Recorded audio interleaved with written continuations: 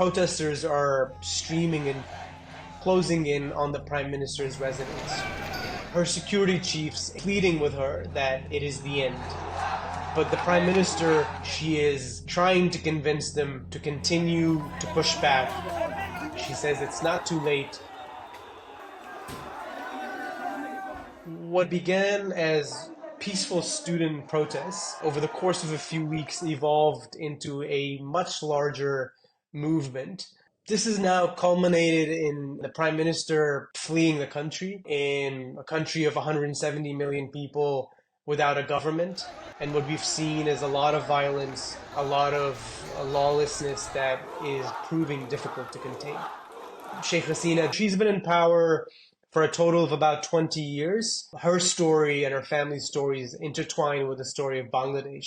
Her father helped found this country. And when she got over the trauma of her family being massacred by a military coup, and she came back and she built a political career, it offered the promise of a new beginning. But in recent years, she increasingly grew autocratic. She won election after election by cracking down on her organized opposition. But what became her undoing was that she started using the same playbook against ordinary people, against a student protest. This protest, which was peaceful for the first couple of weeks, started getting chaotic and started getting violent after Sheikh Hasina sent the youth wing of her party, which is aggressive, which has been violent in the past, to target these students. And then after that, she sent security forces to sort of crack down on them. That left a couple hundred people dead, about 10,000 people in jail, and she thought she had dispersed this protest. The people returned to the streets. The protest was no longer about job quotas or about students.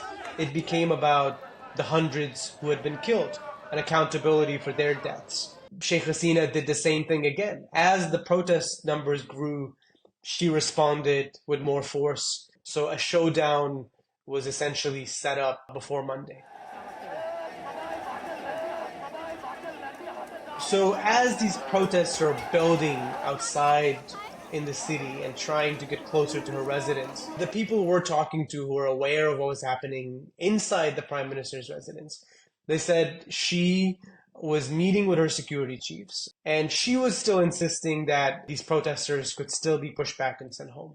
Then the army chief basically pulled out his phone. He called the Prime Minister's son, said, listen, we're trying to convince your mother here. She's not willing to accept that it is the end. These generals are watching as the son tries to convince his mother, and she's listening quietly, and then she nods, and then they move to the next phase, which was to move her to a place where she could leave the country. For Bangladesh, it feels like a very daunting road ahead.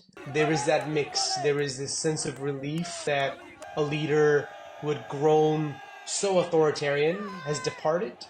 But at the same time, there is this concern and worry of how this vacuum grows and what comes out of this vacuum.